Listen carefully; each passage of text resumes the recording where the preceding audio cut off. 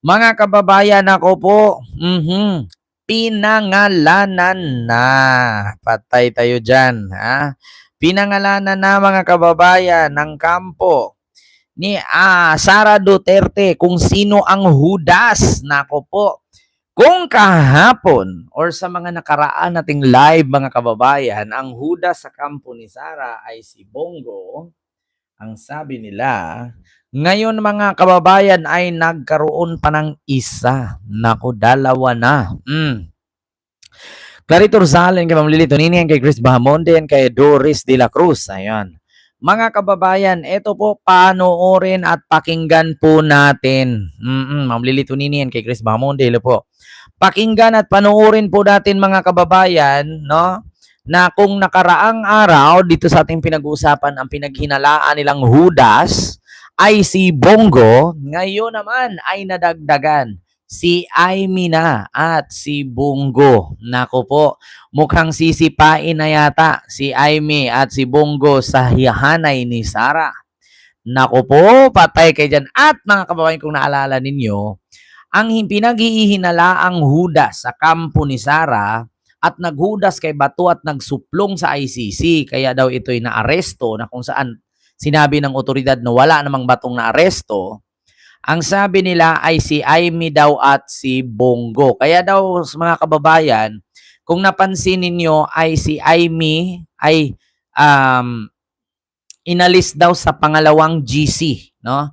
Yung unang GC kasali si Aimee, yung pangalawa hindi na po siya sinali. Tinanggal po siya, no? At pati si Mangga. Nako, si Mangga, si Bongo.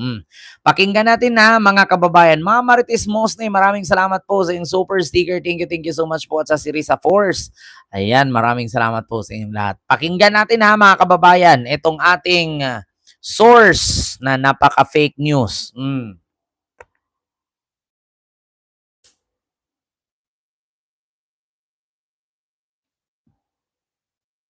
Wait lang ha mga kababayan. Breaking news mga banateros, mga kabiyaya. Di umano, si Senator Aimee Marcos daw ang humuhudas kay Senator Bato de la Rosa. Ang Kita nyo mga kababayan, si Senator Aimee Marcos, isa na sa mga hudas.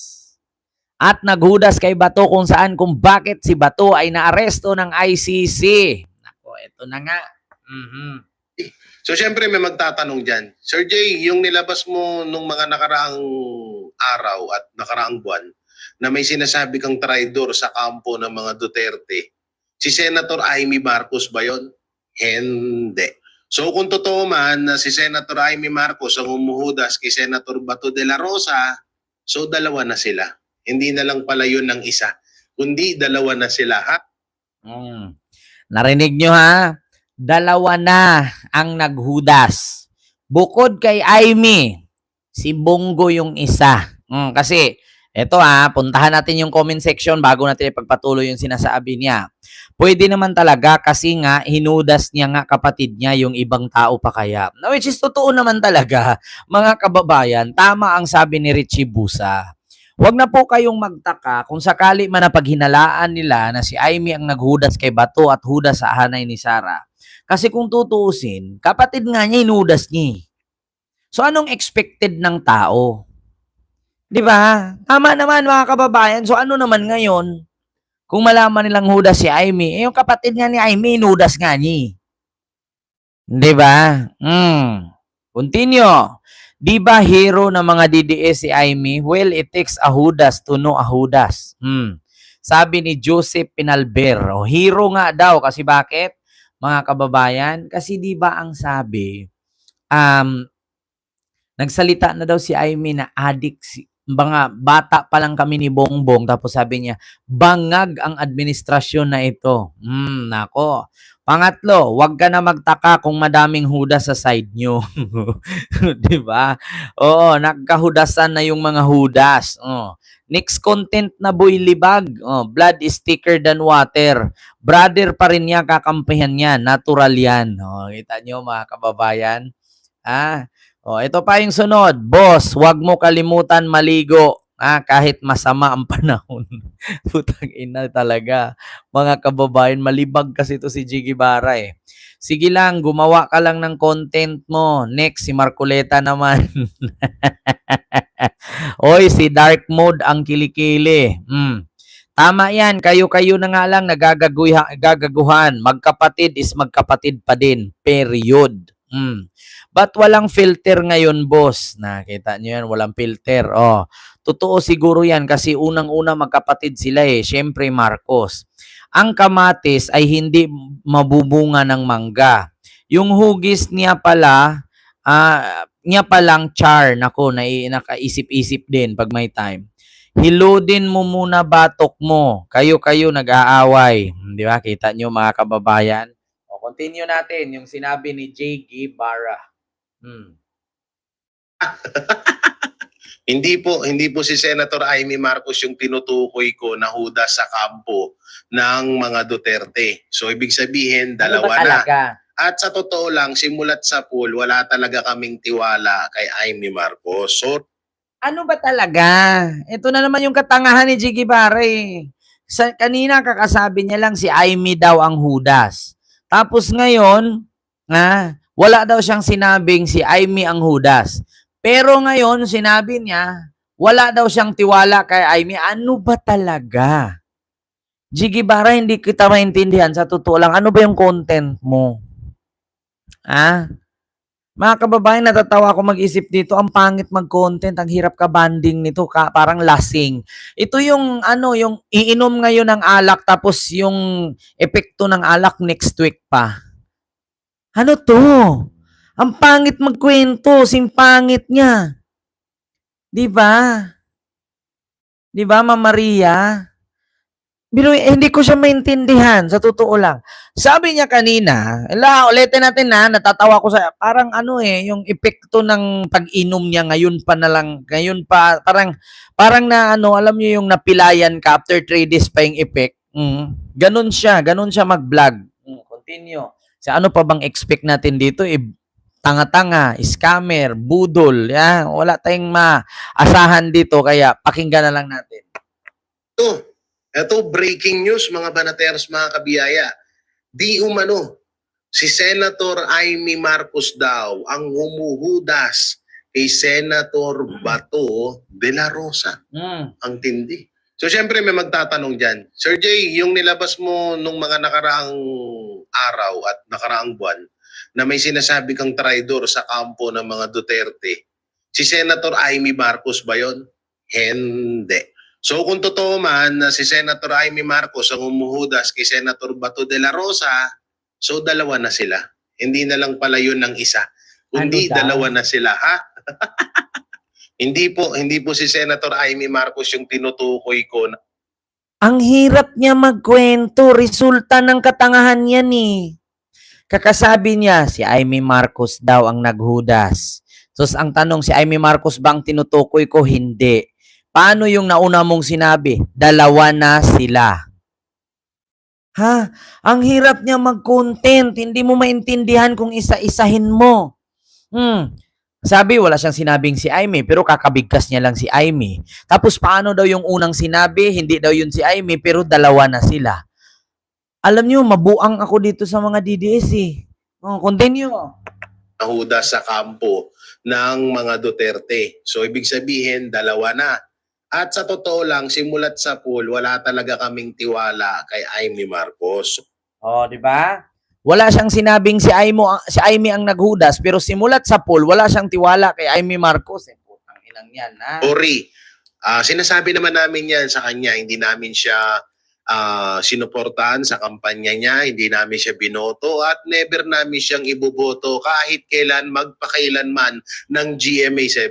Alam niya yan, sinasabi na. Ang tanong, bumoto ka ba? Ipa-iba-iba nga yung lugar na pinupuntahan mo, paano ka makakaboto? Namin sa kanya, nung interview namin sa kanya nung nakaraan, diba, sa Vox Populi, alam niya yan. At kung ito ay totoo man, ito ulitin ko hindi ko sinasabing 100% na totoo to. May nababasa lang kasi ako, lalo na may nabasa din ako. Ayan, nakikita nyo naman siguro dyan sa screen. 'Diba? Kitang-kita nyo naman dyan sa screen. Nag-comment pa nga si Ma'am Cathy Binag na mukhang nilabas na ng mga ano ba to? Diskaya ba to? Ano to? Pero kung iisipin yung maigi, may posibilidad nga talaga. Kasi kung halimbawa, yung sinasabi kong Judas na hindi pa lumalabas ngayon at hindi nyo pa nakikilala, pero unti-unti na ring tinitira ang mga banateros tuloy, ang mga Duterte patalikod, kilala namin yon. Pero itong about dito kay Senator Bato de la Rosa at kay Senator Amy Marcos, na hinudas nga daw ni Senator Amy Marcos, itong si Senator Bato de la Rosa, ay may posibilidad. Unang-una, si Senator Jaime Marcos ay kapatid ng presidente. So ibig sabihin may rektang connection siya sa mga anti-Duterte. Alam naman natin na si Pangulong Bongbong Marcos ang nagpapaaresto kay Senator Bato de la Rosa. Kahit itanggi niya, king ina siya. Alam nyo, apakahirap intindihin itong mga makikitid na utak, yung mga narcissist, no? Alam daw natin na si PBBM daw ang nagpaaresto kay Bato. Tang inang yan, no? Ang hirap intindihin tong mga libag na to. Paanong si BBM ang nagpaaresto? Si Trillanes ang nag-file ng kaso, tanga. Wag bugok, Jiggy Bara. Ang hirap mong kausap, ang hirap mong kabanding. Kapag ka ito kasama mo sa inuman, masaksak mo yan. Kapag ito kasama mo sa inuman, masapak mo yan. Kaya ang hirap nito isama sa inuman, makaroon kayo ng kaaway. Si PBBM daw ang nagpaaresto kay Bato. Pero si Trillanes ang nag-file ng kaso. E baka nakalimutan ni Jiggy Bara na si Trillanes ang nagbitbit ng warrant dun sa Senado na hindi pinayagan ni Cayetano pero pinayagan niyang tumakas. Ang hirap talaga ni Jiggy Bara kung ano, no? Tapos si PBBM daw ang nagpaaresto. Si PBBM ba may dala ng pusas? Si PBBM ba ang may dala ng pambaril kay Bato kung manlaban? Ay, Diyos ko. Kahit itanggi niya ng paulit-ulit yan, alam ng taong bayan niya na siya ang nagpapaaresto kay Senator Bato de la Rosa, wag kami. Kaya kung totoo man na hinuhudas ni Amy Marcos itong si Senator Bato de la Rosa, hindi na rin tayo magtataka kung hindi niya na rin, kung may posibilidad na hinuhudas niya rin sila VP Sara Duterte, sila at iba pang mga senador, kagaya lang nila Cayetano, nila Legarda, nila nila Rodante Marcoleta, 'di ba? Oo, so hindi na rin katakataka yun. Kung sakali man na totoo na siya talaga ang mumuhudas kay Senator Bato de la Rosa. Alam niyo dati napanaginipan ko to eh. Napanaginipan ko to na sinabi niya. Oh, putang ina ka. Pati panaginip mo, kuninto mo na. Oh. So, ibig sabihin ba pag napanaginipan mo na nagsiping kay dalawa ni Amy, totoo? Kita nyo, pati panaginip, oh. Oh, so, kung sa panaginip mo ay kiniliti ka ni Amy gamit ang baba niya, totoo. Ganun ba yon, Jiggy Bara? Ultimo panaginip, parang ano to eh, parang ang sa panaginip ni Boss Mike Cervera.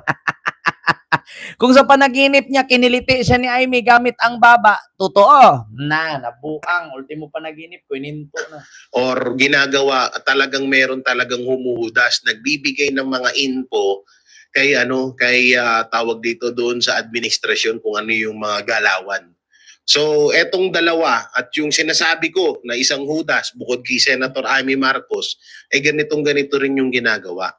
Lahat ng info, lahat ng galaw ng mga Duterte, sinasabi doon sa administrasyon para lang wag siyang pag-initan ng administrasyong Marcos. Sa totoo lang, hindi pa rin to inilalabas ng iba pang mga banateros at ako pa nga lang ang nagsasabi nito. Pero kasi ang hilig mong mag-content, ang hilig mo gumawa ng fake news. Yung Busby nga, hindi mo nalabas-labas hanggang ngayon. Iba na naman content mo, di ba? Hindi daw nilabas ng mga banatero, siya pa lang daw ang naglabas. Paano nila ilabas? I-fake news nga yan, animal ka. Pangalawa, saan na yung Busby mo? May pa episode 1, episode 2, episode 3 ka pa. O ngayon, nag-episode Bongo ka na naman, nag-episode Amy ka na naman. Tapos episode Bato na. Saan na si Busby? 'Di ba? Kita niyo mga kababayan, itong ganitong klaseng vlogger, tatangkilikin niyo pa ba? Ang daming mga pang-suspense, ang daming mga pang-uuto sa viewers. Ang sabi, abangan nyo sa sunod na vlog ko, ilabas at ipakilala natin si Boss B. Ang tanong, nalabas ba niya? Tanungin ko kayo mga kababayan sa mga nanood kay Jiggy Bara, naipakilala ba niya kung sino si Boss B? Nailabas ba niya? Yan ang mahirap sa inyo mga DDS Iwan ko, ako nakapansin na ako. Sa Banateros, tanong ko lang Banat Bay, Dada, Uli.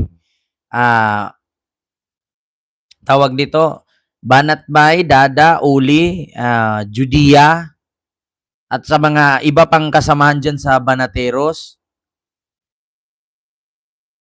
Hiningian nyo ba ng credential to bago nyo ginawang angkor dyan sa SMNI? Inalam nyo ba kung paano siya mag-vlog? O sadyang wala na talaga kayong makuha? Hindi niya alam yung mga pinagsasabi niya.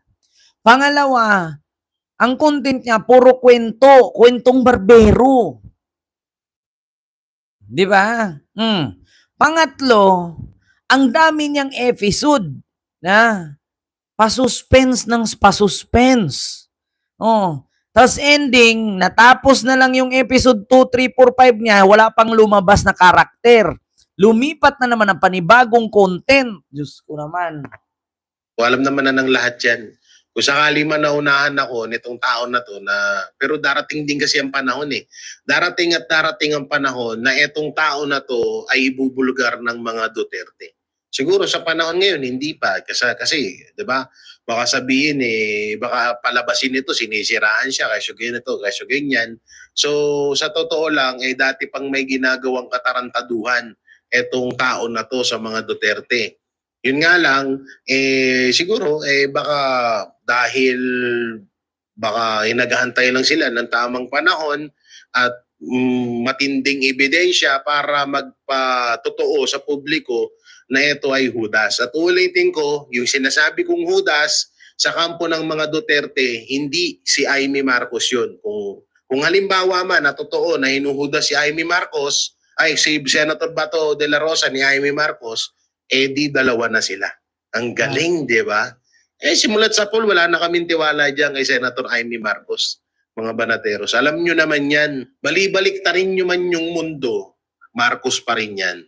No, pamilya niya pa rin yan, dugot laman niya pa rin yan. Di ba? So, hindi niya pa rin kahit na siniwalat niya na adik yung kapatid niya, hindi pa rin niya nakuha yung tiwala ko na magtitiwala pa ulit ako sa mga Marcos, lalo na sa mga nangyayari ngayon. Hindi talaga So, alam mo, Jiggy Bara, tigil-tigilan mo yung kaplastikan mong hayop ka.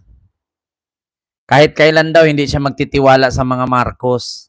Ang aminin mo, walang kumuha sa'yo na mga vlogger sa side ni Marcos. Yan ang totoo. Yung sinabi mo, wala akong tiwala sa mga Marcos kasi hindi ka nga ni-recruit kasi alam ng mga vlogger ni Marcos, bobo ka. Kaya nga dyan ka Dyan ka nabilong Alam nyo sa totoo lang, Jiggy Bara, kaya tinanggap ka dyan sa Banateros kasi singlaki ng katawan kayong lahat pero ang liliit ng inyong utak. Napansin nyo, puro sila malalaking katawan, pero ang liliit ng utak. Si Dada, kalaki. Si Banat Bay, kalaki. Si Jiggy Bara, kalaki. Si Bingot, kalaki. Si Judia lang ang payat. Ayun Dares, lalaki din. Pati sino pa yung isa. Napansin mo yan? Kaya nasasabi mo na kahit kailan, kahit kailan, hindi ako magtitiwala sa mga Marcos. Tai mo, Jiggy Bara, hindi ka naman political vlogger nun, charity vlogger ka, nambubudol ka lang naman ng mga padala ng mga OFW Tapos kahit kailan hindi magtiwala sa mga Marcos. Anong alam mo sa politics noon, Aber? Kailan ka lang pumasok pagiging politician, vlogger? Wala pa nga yatang 2 taon. Luso mo, Jiggy Bara. Pagtigil-tigilan mo kami. Hindi ka lang kasi kinuha ng mga BBM vloggers. Kaya ngayon, ang sabihin mo, wala kong tiwala sa mga Marcos. Pero kung kinuha ka at sumama ka kay Chris Olo, kasi magkasama kayo niya, Jake Magnus, ikaw, si Chris Olo. Di ba, mga TBG vloggers kayo noon?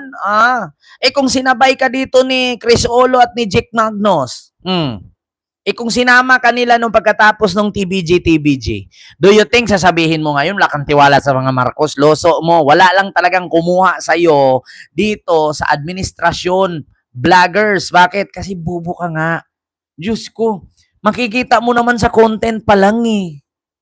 'Di ba? Hindi naman kami nagbibase sa itsura. Kung sa itsura lang, alam namin malibag ka talaga, ang itim nga ng kilikili mo. Hindi kami nagbibase diyan. Nagbibase kami kung paano maghatid ng balita, maghimay-himay ng balita, at kailangan pag once na mag-vlogger ka ng administrasyon, isipin mo na hindi ka fake news. Pangalawa, bago mo i-content, either fake news man yan o totoo, at least meron kang sources.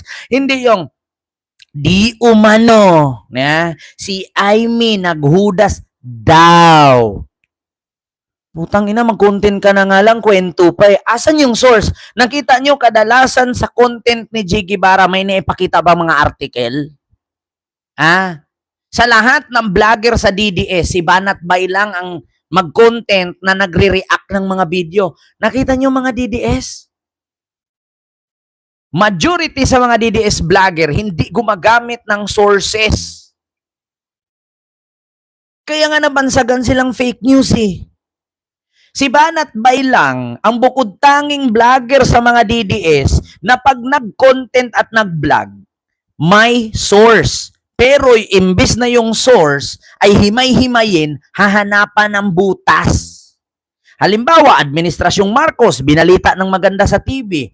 Ang gagawin niya doon, himay-himayin na yon, bubutasan niya yung mga nagawang maganda. Pero yung the rest na vlogger, wala. 'Di ba? Ano bang mga sources ito? Anong source niya? Nagpakita ba ng article? Nagpakita ba na sa balita? Nagpakita ba ng chismis? Wala. Oo. Kung di ang ipapakita niya, yung post ng kapwa niya vlogger. Yan ang mahirap eh. Kung ang post ng kapwa mo vlogger ay fake news, so fake news ka rin. Tragis na yan. Katulad nito, ikaw, Kent, may source ka ba? Ito yung source, Kaya ako nga ni-reactionan eh. Kasi siya ang naglabas. May sinabi ba ako na totoo? Ang sinabi niya, wala. Kasi inamin niya rin daw. Once kasi mga kababayan, kapag ka nag-content ka, nag-vlog ka, pag sinabi mong di umano, daw, kuno, ibig sabihin dyan, allegedly, chismis.